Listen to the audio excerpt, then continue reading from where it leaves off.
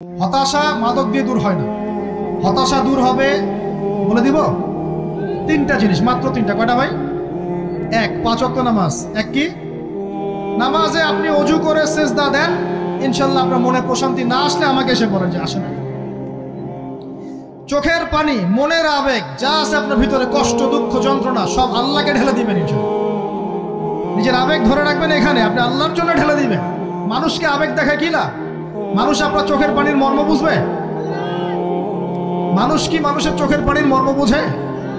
আপনার পিতা যদি মারা যায়, আমার কাছে এসে দোয়া চান কান্নাকাটি করে, আমি দোয়া করতে পারবো, কিন্তু আমি কিন্তু আপনার ফিলিংসটা বুঝতে পারবো না। আপনার অনুভূতি কে বুঝতে পারবেন? আল্লাহ পাক আপনার ঘাড়ের রগের চেয়েও কাছে আছে। সুবহান সুবহান, আল্লাহ পাক ঘাড়ের রগের চেয়ে কাছে আছে। গতকালকে বাংলাদেশের একজন বরেণ্য আলেমের সাথে একটা কনফারেন্সে ছিলাম। উনি বলছিলেন যে এক ব্যক্তি, এটা শোনেন, এক ব্যক্তি খুব তার শখ যে তিনি সাহাবীদের মতো নামাজ পড়া শিখবেন। কথা বুঝতে পারছেন? সাহাবীদের মতো নামাজ শিখবেন। তো একজন বরেণ্য আলেমের কাছে এসেছেন, এসে বলছেন যে আমাকে সাহাবীদের মতো নামাজ শিখিয়ে দেন। তখন সেই আলেম আরেকজন আলেমের সন্ধান দিয়েছেন, যা তুমি তার কাছে যাও, তিনি শেখাবেন। তো সেই ব্যক্তি একটু অবাক হয়েছেন, কারণ যাকে প্রশ্ন করেছিলেন তিনি অনেক বড় মুহাদ্দিস, আর যার কাছে পাঠানো হচ্ছে তিনি অত বড় মুহাদ্দিস নন, কিন্তু আবেদ, আমল করেন। তাকে গিয়ে বলছেন উনি আমাকে পাঠিয়েছেন সাহাবীওয়ালা নামাজ শিখিয়ে দেন। তখন তিনি বলছেন ঠিক আছে, সুন্দর করে অজু করে আসো, সুন্দর করে অজু করে আসো। অজু করার সময় খালি খেয়াল রাখবা যে আমি অজু করছি শুধু আল্লাহর সন্তুষ্টির জন্য। কি খেয়াল রাখবেন? অজু করছি শুধু আল্লাহকে রাজি খুশি করার জন্য অজু করছে, আর কোনো উদ্দেশ্য নাই আমার। অজু করতে যাচ্ছে, তিনি আবার বলছেন দাঁড়াও, শুধু আল্লাহকে রাজি খুশি করার জন্য অজু করো। আবার শুরু করছেন, আবার বলছেন শোনো, শুধু আল্লাহকে রাজি খুশি করার জন্য অজু করো। এভাবে বলতেই আছেন। নামাজে দাঁড়িয়েছেন, দাঁড়ানোর আগে বলছেন শোনো, শুধু আল্লাহকে রাজি খুশি করার জন্য নামাজ পড়ো। বলতেই আছেন। এক পর্যায়ে সে ব্যক্তি নামাজ শুরু করলো। নামাজে মনোযোগ এদিক ওদিকে যায়, আর তার মাথায় এটা আসে, এই শুধু আল্লাহকে রাজি খুশি করার জন্য আমাকে নামাজ পড়তে হবে, শুধু আল্লাহকে রাজি খুশি করার জন্য নামাজ পড়তে হবে। এই চিন্তা তার মনের মধ্যে ঘুরপাক খাচ্ছে। এভাবে নামাজটা সে শেষ করেছে।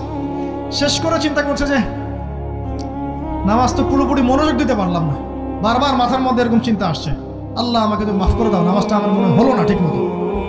তখন সে ফিরে এসে তার সে ওস্তাদকে বলছেন, আমার তো নামাজ এরকম করে পড়লাম, কিন্তু শেষমেশ মনে হলো যে নামাজটা হয়তো কবুল হয় নাই। আল্লাহর কাছে খুব মাফ চাইলাম, আল্লাহ আমাকে মাফ করে দাও, নামাজটা মনে হলো না। তখন সেই যে প্রথম ব্যক্তি যিনি পাঠিয়েছেন তিনি বলছেন, এটাই হলো সাহাবীওয়ালা নামাজ।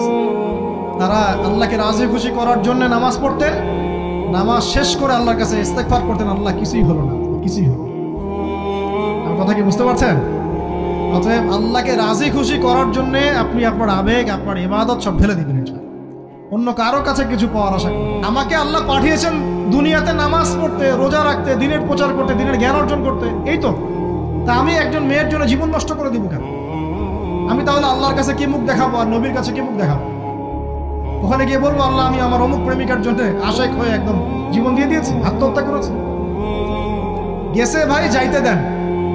যে ব্যক্তি আপনার অবস্থানকে মূল্যায়ন করে নাই, সে আপনার যোগ্য ছিল না। এখন আপনি কি করবেন? নিজের অবস্থান উন্নত করেন, আপনার পিছনে লাইন ধরে ঘুরবে ইনশাআল্লাহ। এটাই বাস্তবতা। দুনিয়া খুব খারাপ জিনিস। মানুষের অবস্থানকে মূল্যায়ন করে, মানুষের অবস্থানকে মূল্যায়ন করে, কিন্তু আল্লাহ রাব্বুল আলামিন আপনাকে সর্বাবস্থায় ভালোবাসেন। আলহামদুলিল্লাহ। এই যে আমরা এখন অনেক পাপ করছি না, আল্লাহ কি আমাদেরকে আযাব দিয়ে ধ্বংস করে দিয়েছেন?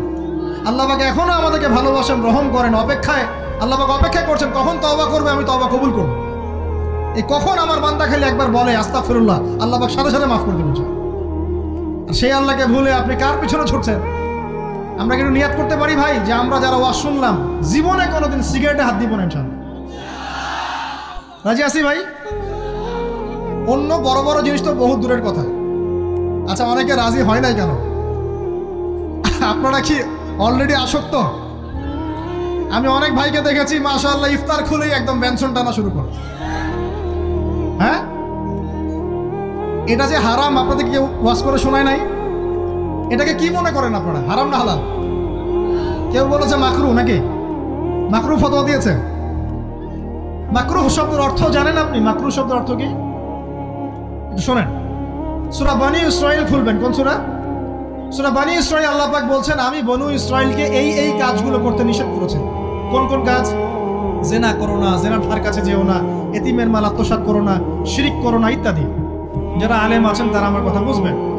এই কাজগুলোর পরে আল্লাহ পাক বলছেন যে এই প্রত্যেকটা কাজ আল্লাহর কাছে মাকরুহ, অপছন্দ। কিসের? অপছন্দ। তাহলে এটাকে আপনি সহজ মনে করছেন? নিয়াত করি আল্লাহ পাকের সন্তুষ্টির জন্য আমরা কোনোদিনও মাদকের সাথে সম্পৃক্ত হব না। আর বিশ্বাস করেন, শুধুমাত্র মাদকদ্রব্য নিয়ন্ত্রণ অধিদপ্তর এই আইন কানুন এগুলো দিয়ে, জরিমানা দিয়ে মানুষকে মাদক ছাড়ানো যাচ্ছে না, যাবে না। কেন যাবে না এটা আপনারা খুব ভালো করেই জানেন, আমি বলতে চাচ্ছি না। অনেক সময় মাদক বিরোধী কনসার্ট করে মানুষ, মাদক বিরোধী কনসার্টে ওঠার আগে এক বোতল ডাইল খেয়ে আসে আগে। এগুলো কি বাস্তব কথা বলছি না অবাস্তব কথা বলছি? আমাদের যুবক ভাইরা কোশ্চিন কালেও মাদকের ধার কাছে যাবেন না। একটা হাদিস খালি মনে রাখেন, একটা, এই হাদিসটা মনে রাখেন। নবী সাল্লাল্লাহু আলাইহি ওয়াসাল্লাম বলেছেন, কেউ যদি মাদকদ্রব্য সেবন করে তার 40 দিনের নামাজ কবুল হবে না। সিগারেট একটা খেয়েছি, 40 দিন নামাজ নাই। এরপর যদি সে তওবা করে আল্লাহ মাফ করে দিবেন। আবার যদি মাদক খায় আবার 40 দিন কবুল হবে না। যদি আবার তওবা করে আল্লাহ মাফ করে দিবেন। আবারও যদি খায় আবারও 40 দিন কবুল হবে না। আবারও তওবা করলে আল্লাহ আবার মাফ করে দিবেন। চতুর্থবার সে যদি মাদক খায়, আল্লাহ রাসূল সাল্লাল্লাহু আলাইহি ওয়াসাল্লাম বলছেন আল্লাহ পাক কিয়ামতের মাঠে তাকে তিনাতুল খাবাল পান করাবেন। কি পান করাবেন? তিনাতুল খাবাল। সাহাবীরা বললেন, ইয়া রাসূলুল্লাহ, এটা কি তিনাতুল খাবাল? কি? নবী সাল্লাল্লাহু আলাইহি ওয়াসাল্লাম বলছেন, এটা হচ্ছে জাহান্নামীদেরকে আযাব দেওয়ার পর তাদের রক্ত মাংসের যে পুঁজ বের হবে, এই যে ড্রিঙ্কস, জাহান্নামের হার্ড ড্রিঙ্কস, এই ড্রিঙ্কসের নাম হলো তিনাতুল খাবাল। আল্লাহ পাক আমাদের সবাইকে মাদক থেকে বাঁচিয়ে রাখুন। আমল হচ্ছে কোরআন তেলাওয়াত। যে ব্যক্তি কোরআন তেলাওয়াত করতে পারে নিয়মিত, তার মনের মধ্যে এই হতাশা, এই ভীরুতা, এই কাপুরুষতা কিচ্ছু আসবে না ইনশাআল্লাহ। আমি গ্যারান্টি দিচ্ছি আপনাকে, হতাশা আসবেই না আপনার মনে যদি আপনি কোরআন বুঝতে পারেন। কোরআনের একটা আয়াত নিয়ে কোনো সময় দেখা যায় 2-3 ঘন্টা সময় পার হয়ে যাচ্ছে, আয়াতটা ছেড়ে সামনে যেতে পারছেন। কোরআনের ভিতরে ঢুকলে আপনি দুনিয়ায় ভুলে যাবেন কি হচ্ছে আশপাশে। আমি এমন অনেক আলেমকে দেখেছি যে একটা বই, পাতলা একটা বই, আরবি বই নিয়ে পড়া শুরু করেছেন, যে ফজরের পরে জোহরের ওয়াক্ত হয়ে যাচ্ছে, বইটাই শেষ করতে পারেন। বুঝতে পারবেন না? যখন আপনি ইলমের ভিতরে ঢুকে যাবেন, কোরআনের ভিতরে, হাদিসের ভিতরে, আপনার দুনিয়ার খেয়ালই নাই। একজন আলেম, তিনি এক রাত্রে একটা বই লিখেছিলেন, চটি বই, এক রাত্রের মধ্যে। বলা হচ্ছে, তার সম্পর্কে বলা হচ্ছে যে রাতের খাবার তাকে দেয়া হয়েছে, যে আপনি এটা খেয়ে নেন। খাবারটা পাশেই আছে, খাবারটা খাবো, এটা লিখে খাবারটা খাবো, এরকম তার চিন্তা ছিল। ফজর হয়ে গেছে, বই লেখাও শেষ, খাবার এই অবস্থায় পড়ে ডুবে গেছেন ভিতরে, খাওয়ার মাথায় খেয়াল নাই। এরকম হয়। একজন মনীষী, বিখ্যাত মনীষী, রিয়াদুস সালেহিন কিতাবের রাইটার, সংকলক আল্লামা নববী রাহিমাহুল্লাহ, এরকম সারা রাত চলে গেছে, পাশে 2টা খেজুর, ওই 2টা খেজুর খাওয়ারই সময় পান। হাদিস নিয়ে গবেষণা করতে রাত পার হয়ে গেছে। আমি বলতে চাচ্ছি, যখন ইলমের ভিতরে, কোরআন হাদিসের ভিতরে ঢুকে যাবেন, আপনার দুনিয়ার খেয়াল আপনার চলে যাবেন সব। এই টেনশন, হতাশা, এই সেই বাদ। তখনই আল্লাহ পাক আপনাকে তার পক্ষ থেকে রহমত দিবেন, বরকত দিবেন। আল্লাহ আপনার দুনিয়ার কাজগুলো করে দিবেন ইনশাআল্লাহ। তখন দেখবেন কেউ আপনার দুনিয়ার ওই কাজটা করে দিয়েছে, কেউ ওই কাজটা করে দিয়েছে, কেউ বাসায় খাবার পাঠিয়ে দিয়েছে। আল্লাহ পাকই এগুলো করাই দিবেন ইনশাআল্লাহ। তো প্রিয় ভাইরা, মাদকে যাবো না আল্লাহর কাছে আসবো? 2 নাম্বার কোরআন তেলাওয়াত, 3 নাম্বার আল্লাহর জিকির। 3 নাম্বার কি ভাই?